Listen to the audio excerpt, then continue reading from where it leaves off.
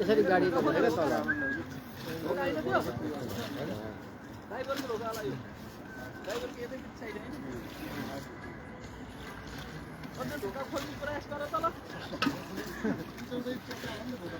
दर्शकवृन्द नमस्कार। हामी अहिले त्रिशुली किनारबाट यो लाइभ प्रत्यक्ष प्रसारणमा जुटिएका छौँ।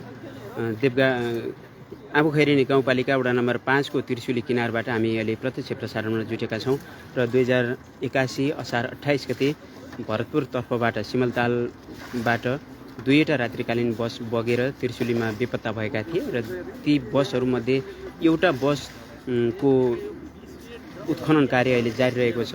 यो बस हुन सक्छ भनेर त्यतिखेरै तत्कालीन समयमा उत्खनन पुरिएका हराएका बेपत्ता भएका बसहरू अहिले भेटिएको कारणले गर्दा त्यही बस हुन सक्छ भनेर यसरी अहिले एपीएफ र जनपद प्रहरीको टोलीले यसरी उत्खनन कार्य अहिले जारी गरिरहेको छ। हामी प्रत्यक्ष प्रसारणमा जुटिरहेका छौँ।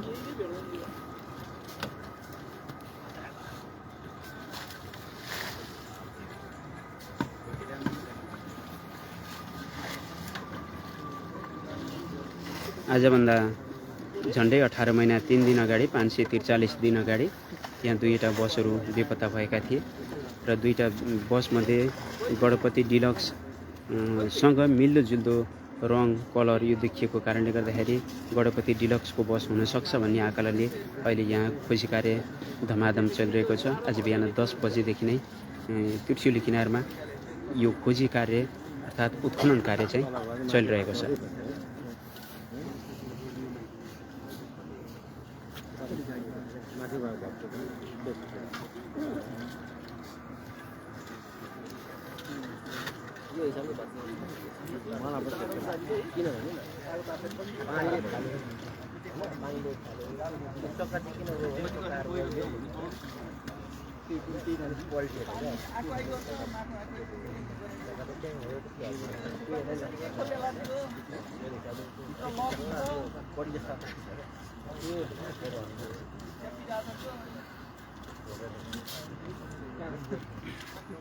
सम्भवतः अब आज यो उत्खनन कार्य जारी रहँदाखेरि यो बस हो कि होइन, तत्कालीन समयमा बगेका बस दुईटा मध्ये कुनै एउटा बस हो या होइन, अथवा गणपति डिलक्स बस हो या अथवा अन्य कुनै सार्वजनिक सवारी साधन हो भन्ने यकिन हुन पनि सक्छ र त्यसको लागि अहिले यो उत्खनन कार्य चलिरहेको छ।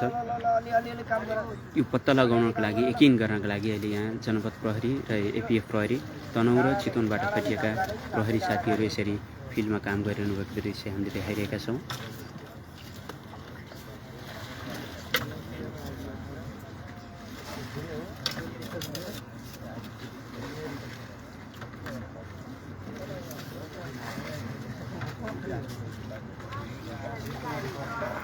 Pick up the phone.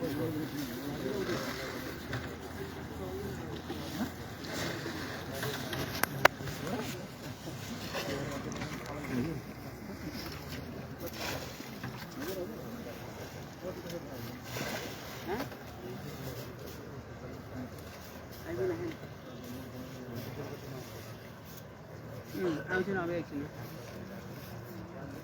10 minute भयो। अब 10 मिनट आइपुग्छन्।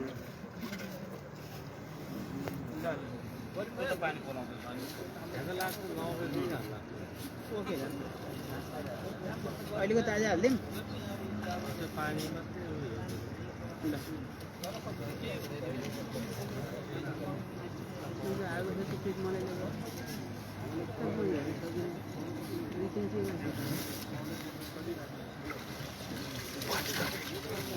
दुई मिनट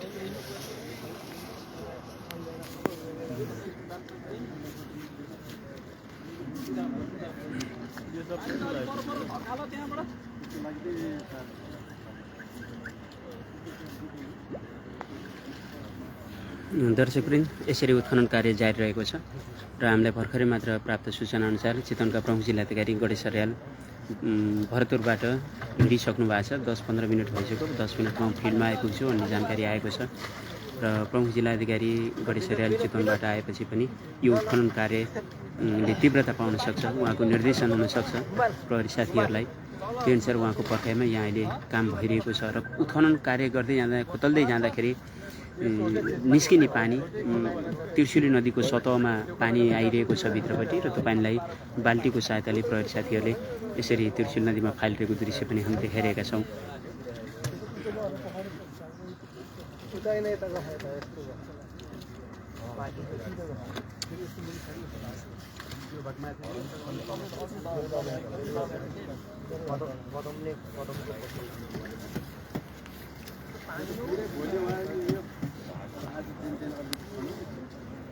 र यहाँले पर देखिरहेको सिमलतालको पहिरो हो।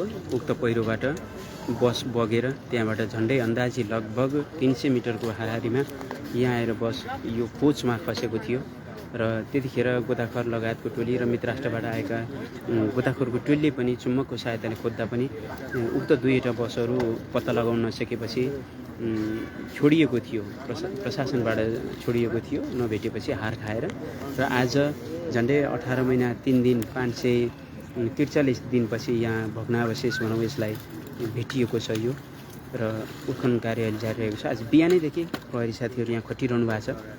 खाना पनि नखाइकन प्रहरी साथीहरू बिहानदेखि यसरी खटिरहेको दृश्य हामी देखाइरहेका छौँ। अब यसले पूर्णता पाउनको लागि त केही समय लाग्छ।